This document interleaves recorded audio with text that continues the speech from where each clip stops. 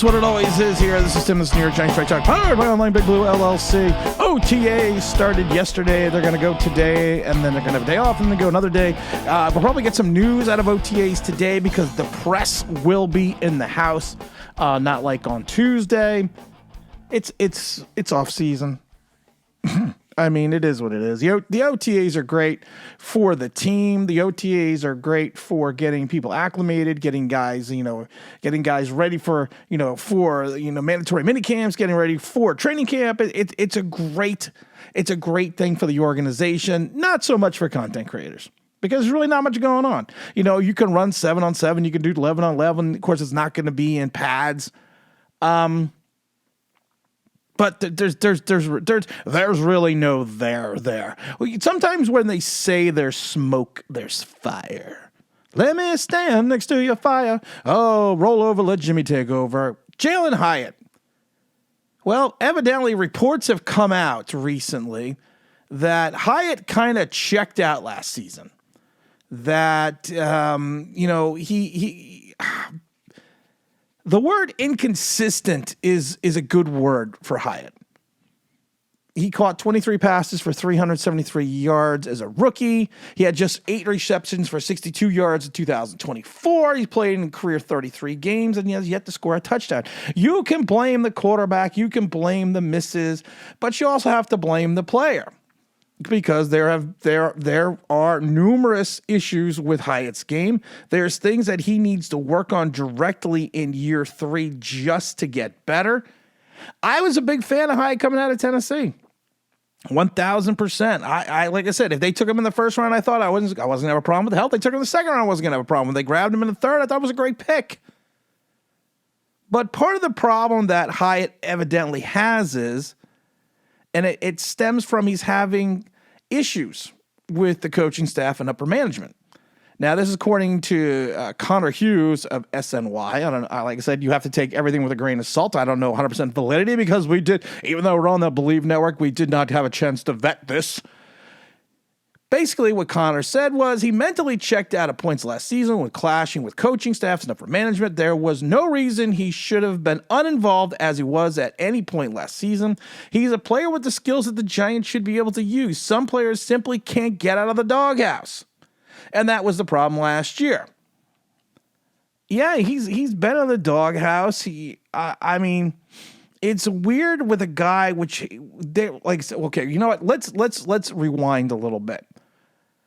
Hyatt, for his speed and his quickness and his agility and his potential playmaking ability, we just haven't seen it. Now, like I said, you can blame the quarterback play 1,000%, but you also have to blame the player because how many times have we seen Hyatt have issues getting off the ball, getting off the line? I always said when we first drafted him, I thought he was going to be a Devontae Smith type player, a slight build player that is going to use more of his speed and quickness to get around his defender and get into his routes. The only problem is at times with larger defenders, he is having issues getting off the line. He's having issues getting into his route quickly. And I wonder some ways, is it his route running ability? Is it his physical strength? Or if the fact is he just doesn't know the playbook as well as he should. Now, they're saying right now that, like I said, this isn't coming from us. This is Connor Hughes is saying that, Hyatt has showed up with a recommitment to the playbook, practice, and games. He has improved his route running. Yes, he should be more productive with Wilson. Of course, it's Russell Wilson, than he was with Daniel Jones, Drew Lock, and Tommy DeVito. The former of the latter are equal parts here. I don't know if it's going to be the quarterback play. I think it's going to have to be the recommitment to becoming a player. Because a lot of players fall into that sophomore slump. A lot of players do. Because the league adjusts, and if you don't readjust with the league, you're going to get stymied on the things that you do well, or you perceive to do well. Hyatt never really did anything extremely well that first year. He played well at times. He showed that burst. He showed that when he got open, that that he had the ability to get open. He also showed propensity for dropping the ball. I think he only had like a 50% catch percentage that first season, which is not good for a wide receiver. So you could talk about how he was ignored at times from the quarterback, and Daniel Jones definitely did ignore him at times.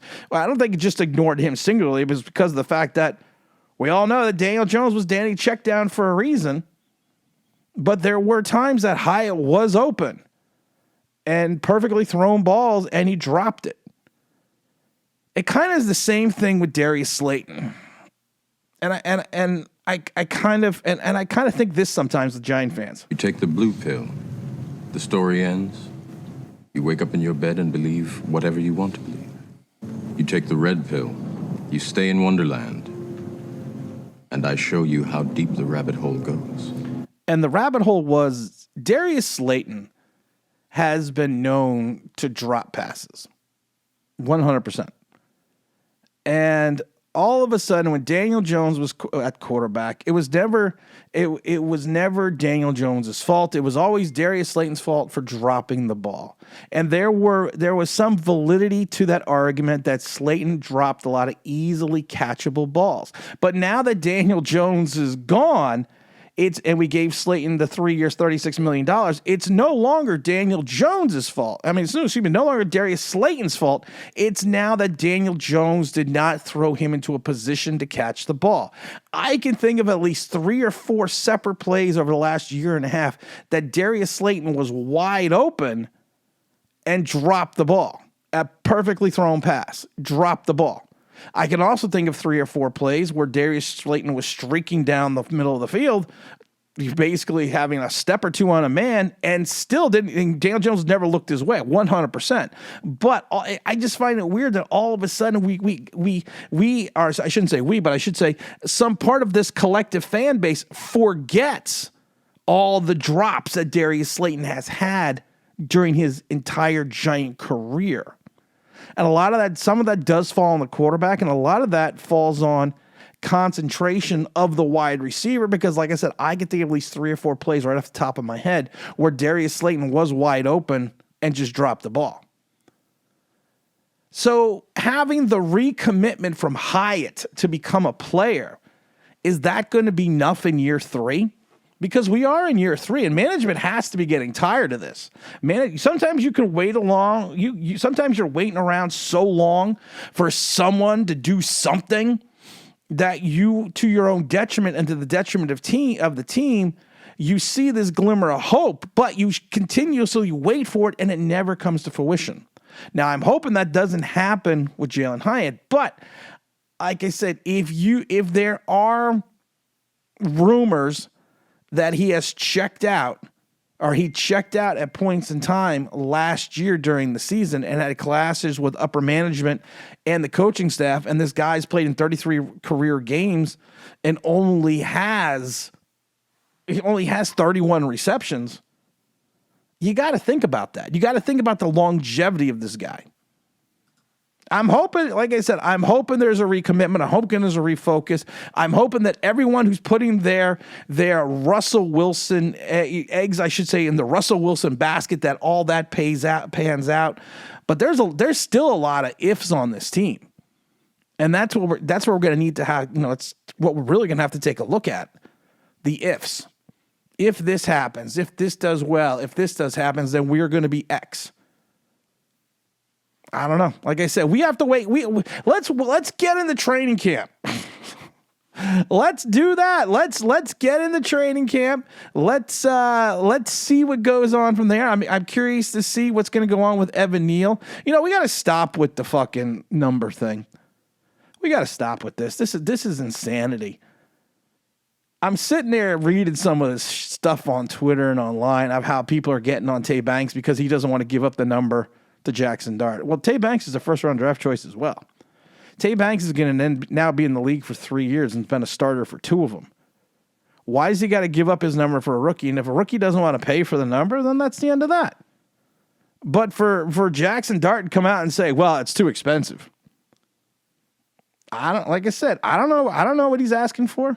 I don't know what Mr. NIL deal with the jet company what he thinks is too expensive. I said it before. Maybe Jackson Dart's just cheap.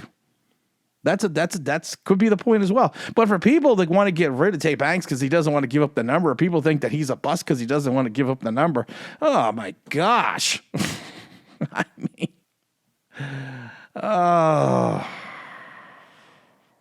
Some motherfuckers are always trying to ice skate uphill.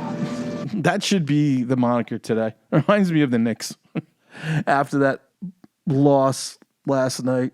We don't want to make it easy for ourselves. We just want to make it as difficult as possible. We're going to have a live stream on Friday at 7:15. And yeah, I know we don't have live streams often in the evening, but we're going to have one on Friday at 7:15. We have a former Buffalo Bills offensive lineman coming in, almost a 10-year veteran starter, played both guard, tackle, and center. You want to get, if you could guess who he is in the chat, I'll give you a New York Giants replica Super Bowl ring. So guess who that's a good thing. That's a good game if you want to guess. We have a gentleman coming in on Friday at 7:15. He played, I'll give you a hint. He played in the 90s through the 2000s, parts of the 2000s. He started in 108 games for the Buffalo Bills. He played both center, tackle, and guard, and he played under both Marv Levy and Wade Phillips. He's going to come in on Friday, and we're going to discuss the New York Giants offensive line. We're also going to discuss Evan Neal. And John Michael JMS. We're going to discuss Mr. Schmitz as well. But if you could guess in the chat who our guest is going to be on 7:15, be the first one at 7:15 on Friday, former Buffalo Bills offensive lineman, I will give you an Eli Manning replica Super Bowl ring. Oh, that's going to be a lot of fun. And as always, don't forget to like, don't forget to subscribe, don't forget to ring that bell because you want to know why. That'd be awesome.